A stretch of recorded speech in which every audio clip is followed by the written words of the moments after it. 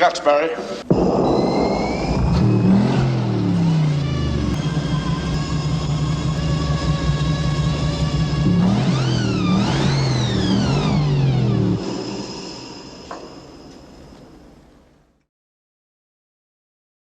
Hello and welcome back to ARP Sim Racing. My name is Andrew. It's been a long time since I've done a video. I had issues with my Fanatec DD1.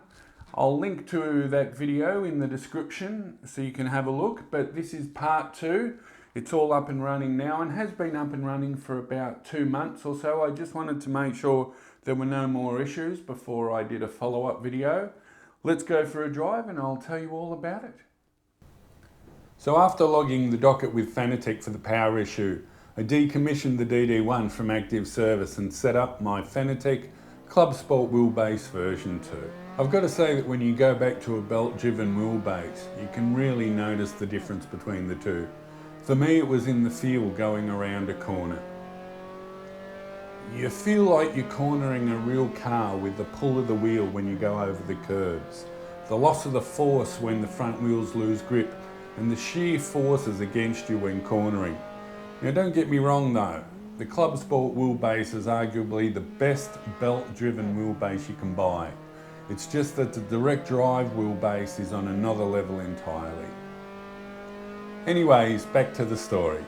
The Club Sport wheel was taken out of retirement and reconnected, and apart from the required change of USB cable and power brick, everything else was connected in the same way and connected to the same ports on the computer as the DD1. The Club Sport wheel fired up with no problems at all and I started racing with no issues.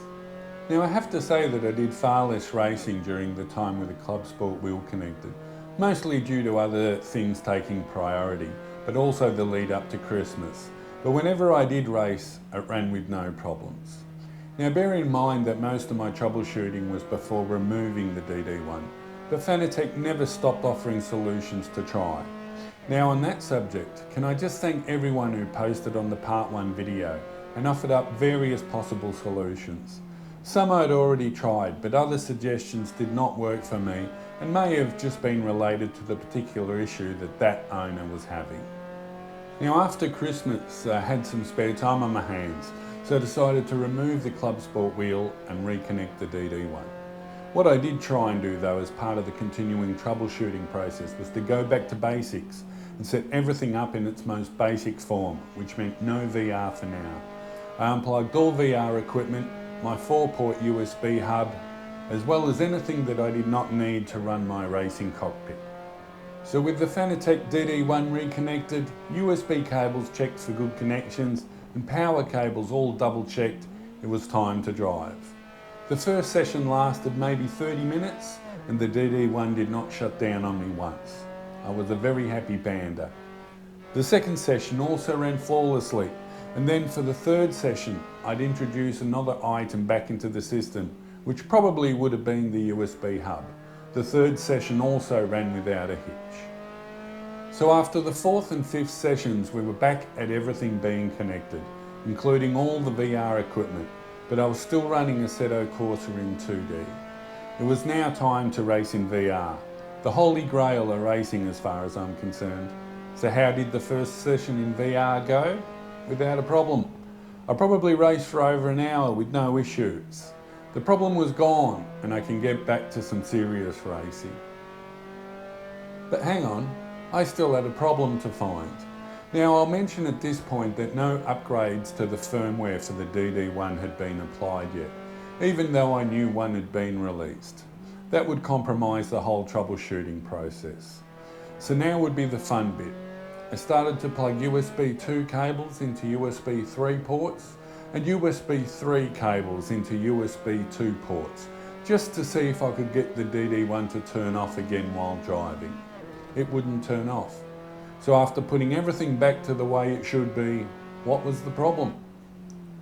I don't know. My best guess is that it may have been a dodgy Windows 10 update. It certainly wasn't the DD1, as it's been running now flawlessly for over 2 months, and a power issue like that would not just disappear. Some of the comments from a part 1 video suggested making sure that the power cord was plugged into the power brick firmly, as well as the 6-pin power plug into the back of the DD1.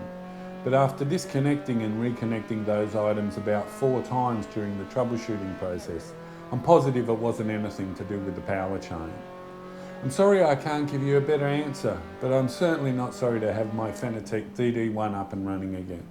I've been doing a ton of racing lately, and I'm looking forward to producing some more videos for you guys.